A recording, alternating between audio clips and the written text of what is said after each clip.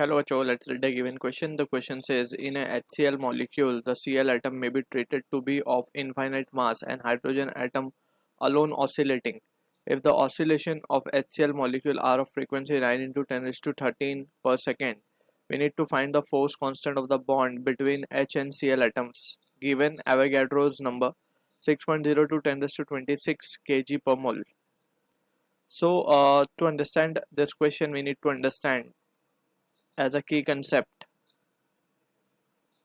about uh, the condition for a particle to perform SHM. If the particle motion is satisfying the equation of the type F equals to minus kx, then we can say it must be performing SHM, right?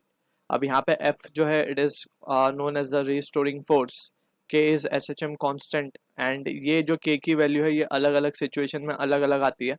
So that's why we are naming it as to be the SHM constant. अगर spring oscillate कर रही होगी या SHM perform कर रही होगी तो in that situation we will take the value of K as to be the spring constant या फिर force constant, right? So हम इसे K को directly force constant या spring constant नहीं कह सकते. It is an SHM constant, right?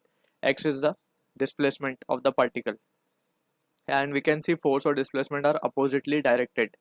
अब ये अगर SHM होगा so we can directly say omega square can be written as K by M, and from here we can have the value of omega as under root of K by M, right? And accordingly from omega हम frequency भी निकाल सकते हैं. Frequency के लिए हम क्या करेंगे, just it will be 2 pi n and that will be equals to under root of K by M. Time period, frequency सब कुछ इससे ये formula से we can calculate, ठीक है? So using this result we will try to analyze the question. अब यहाँ पे we have been given with HCl का एक molecule हमें given है जिसमें Cl atom may be treated of infinite mass and H atom alone oscillating. तो हमें पता है कि जब हाइड्रोजन एटम अगर अकेला ऑसिलेट कर रहा है उसकी फ्रीक्वेंसी हमें गिवन है, right? If the oscillation of HCl molecule are of frequency this, we need to find the force constant, यानी कि K हमें फाइंड करना है basically between H and Cl. Given Avogadro's number हमें गिवन है. So सबसे पहले वी नीड टू कैलकुलेट, अगर हम बात करें we are interested in calculating the value of K, so K को हम क्या लिख सकते हैं? K can be written as m omega square and precisely it can be written as m into 2 pi n का square, so m into 4 pi square into n square, right? अब अगर हम ध्यान से डेटा देखें जो हमें क्वेश्चन में गिवन है तो उसमें जस्ट m is missing और बाकी सारे डेटा हमारे पास है.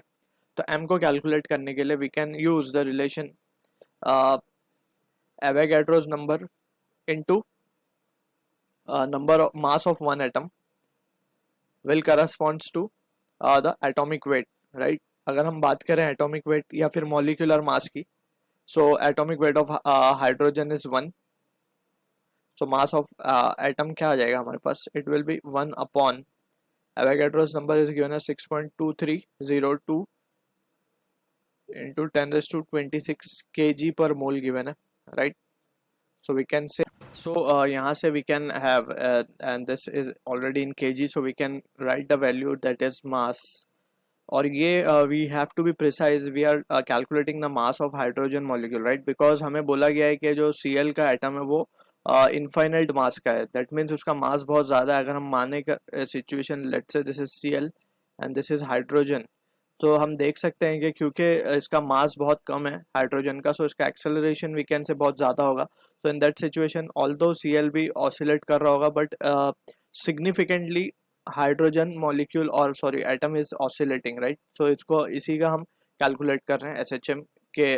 We can calculating the force constant between the bond. Although Cl भी कर रहा है लेकिन हाइड्रोजन सिग्निफिकेंटली करता हुआ we can see vibration, we can see due to its less mass ये ज़्यादा significantly vibrate कर रहा होगा. तो m from here can be calculated as 1 by 6.02 will 0.166 10 raised to minus of 26 kg. So this is the mass we have calculated. Now directly हम calculate कर सकते हैं जो हमारा result हमें find करना है.